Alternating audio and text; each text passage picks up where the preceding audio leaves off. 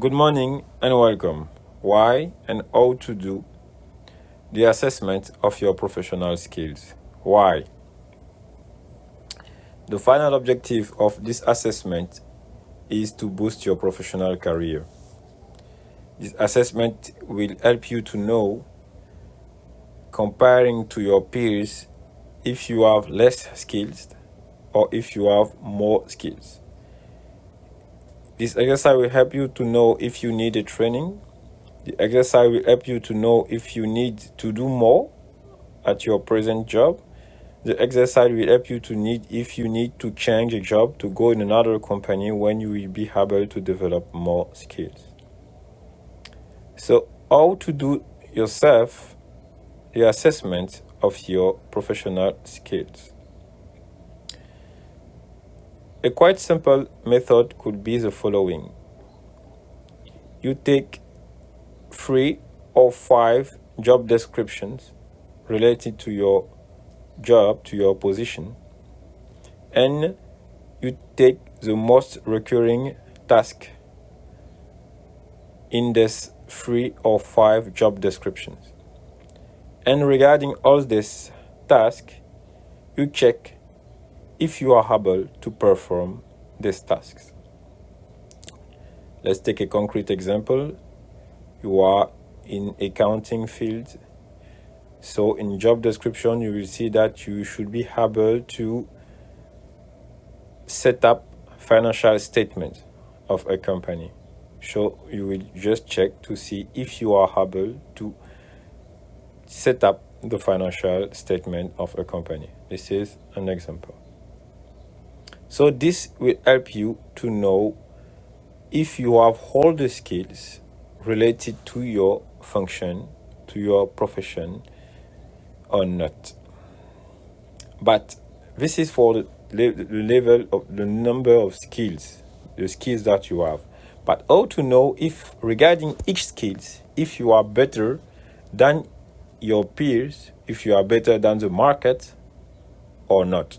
Because let's come back to our previous example for accounting. Okay, you see that in job description that you should be able to complete financial statement. You are able to complete financial statements. But, for example, how many days after the end of the year are you able to complete your financial statement? If the market, the other accountants are completing their financial statement 1 month after the end of the year, and you are completing your financial statement 3 months after the end of the year, that could mean that you can do better. Of course, we don't take all aspects related to your organization because maybe it is not. This does not depend on you. This depends on your organization. But let's assume that it depends on you. So, how to know your level of skills regarding the market, regarding your comparable, regarding your peers. So, for example, let's come back to the accountant. You are accountant.